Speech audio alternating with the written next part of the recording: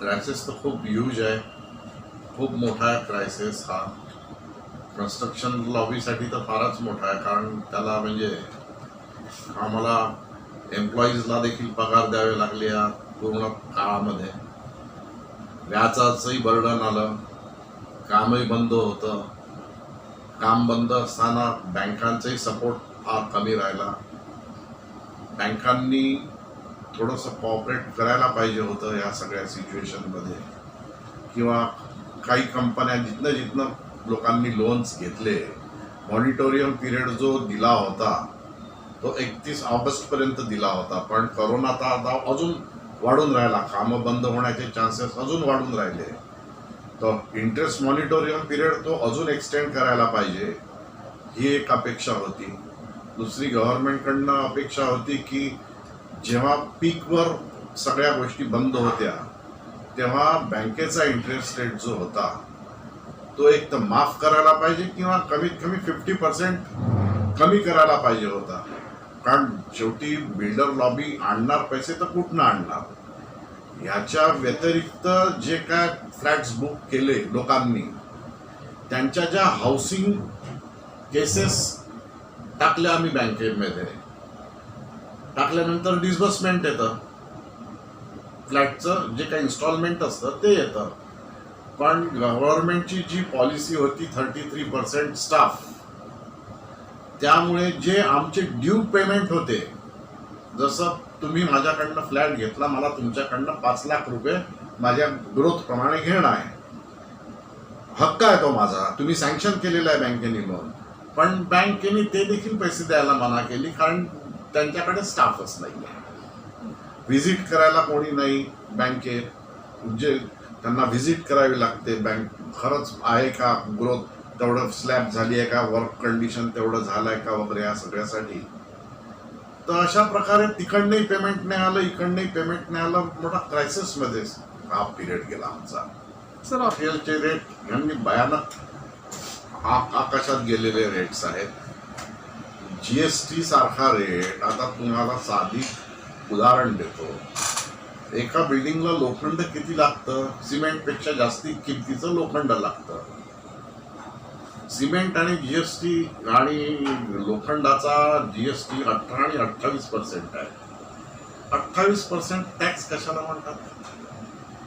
म्हणजे कामं बिल्डरनी करायचे, प्रॉफिट नाही घ्यायचं, बँकेला व्याज द्यायचं आणि सरकारला टॅक्स द्यायचा. आज बिझनेस राहिला का? तुम्ही कोणी विचार करू शकता 28% रेट ऑफ GST चा आजही 28% आहे.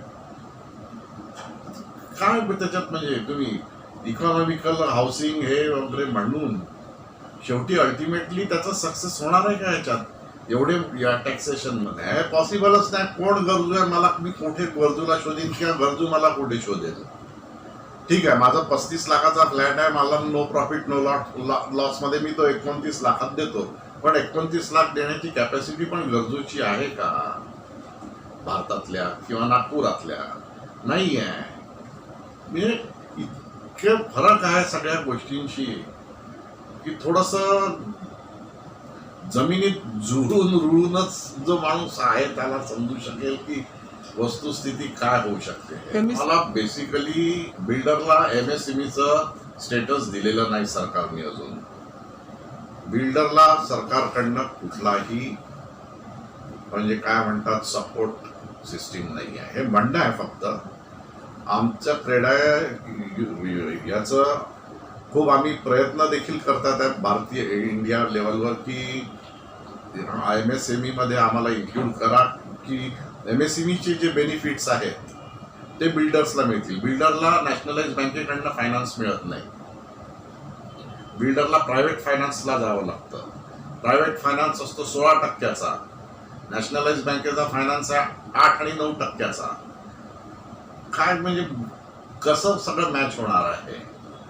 आम्ही कितीतरी वर्ष झाले आम्ही म्हणतोय की आम्हाला एक तर तुम्ही इंडस्ट्रीचं स्टेटस द्या, ज्याच्यात इंडस्ट्रीला जो बेनिफिट मिळतो ऑल इंडिया लेवलवर तो मिळेल, किंवा MSMEचं स्टेटस द्या.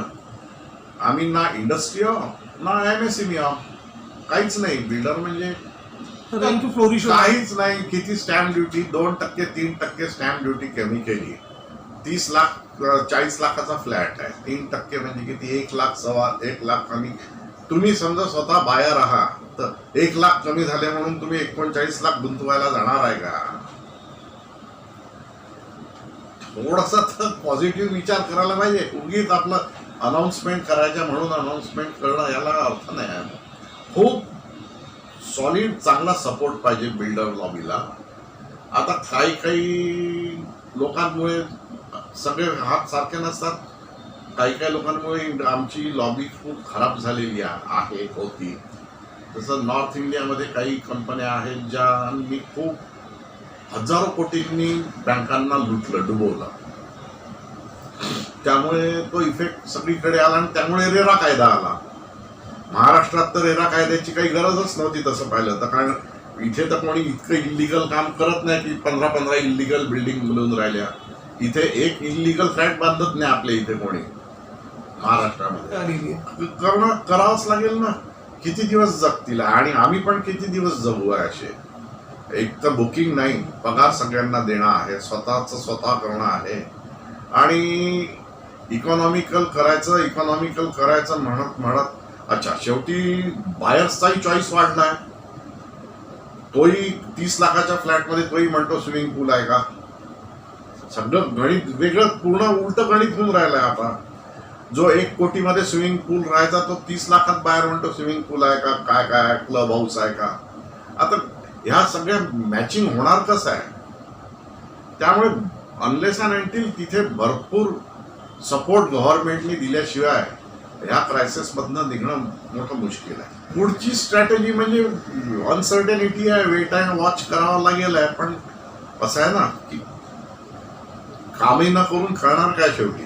तुम्हाला काही ना काही तर हातपाय हलवावे लागतीलच आहे. आता प्रोजेक्ट जे आहे, एक प्रोजेक्ट संपलं तर दुसरं किती दिवस थांबवून ठेवणार तुम्ही?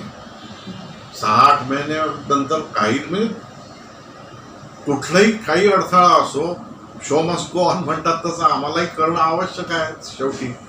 आता त्या वेळेच्या मार्केट सिच्युएशन प्रमाणे प्रोडक्ट लॉन्च करू आम्ही. पण अनलेस अँड अनटिल मी पुन्हा म्हणतो की there should be very strong support from government. कारण बिल्डर लॉबीच अशी लॉबी आहे की जिच्यामुळे अनरजिस्टर्ड लेबर्सला एम्प्लॉयमेंट मिळते. त्याचा कुठेही पत्ता नाही सरकारकडे. त्या लोकांना आम्ही एम्प्लॉयमेंट देतो. बाकी मनरेगा, MSME ह्या सगळ्याचं स्टॅटिस्टिक्स आहे. इंडस्ट्री किती लेबर आहेत ह्याचंही स्टॅटिस्टिक गव्हर्नमेंटकडे आहे. मनरेगाचं आहे, MSMEचं आहे. बिल्डर लॉबीचं आहे का स्टॅटिस्टिक गव्हर्नमेंटकडे? नाही. ह्या लोकांना आमच्यामुळे एम्प्लॉयमेंट मिळते. अच्छा, अपार्ट फ्रॉम लेबर बाकी इंडस्ट्रीज किती आहे? सिमेंट पासून तर फ्लोरिंग टाईल्स पासून तर नळापासून तर वॉश बेसिन पासून तर म्हणजे सगळंच इन्व्हॉल्ड आहे ना सिस्टीम मध्ये. लिफ्ट पासून तर इलेक्ट्रिक वायर, बल्ब, म्हणजे काय इन्व्हॉल्ड नाही आहे. सगळ्यांनाच बूस्ट मिळेल जर लॉबीला बूस्ट मिळाला तर. मी राहुल मोटे, डायरेक्टर आहे पॅराडाईज इन्फ्रास्ट्रक्चर, नागपूर. माझी शासनाला आणि सगळ्यांना एक रिक्वेस्ट आहे की बिल्डर्स लॉबीला नॅशनलाइज बँकांनी फायनान्स करावा. स्मॉल बिल्डर्सला, जे 2 टायर सिटीमधले बिल्डर्स आहेत अशा लोकांना नॅशनलाइज बँकांनी जर फायनान्स केला तर त्यांना खूप फायदा होईल. इंटरेस्टचं बर्डन फार कमी होईल आणि त्यांचं ओव्हरऑल तुम्ही आम्हाला बाकी फायनान्शियल मदत नाही केली तरी ही एवढी करू शकता की इंटरेस्ट बर्डन आम्हाला कमी करू शकता आणि नॅशनलाइज बँकांकडनं फायनान्स आम्हाला देऊ शकता. अदर दॅन आम्ही डबल रेट ऑफ इंटरेस्टनी पैसे घेण्याच्या ऐवजी एवढी आपण मदत करावी एवढी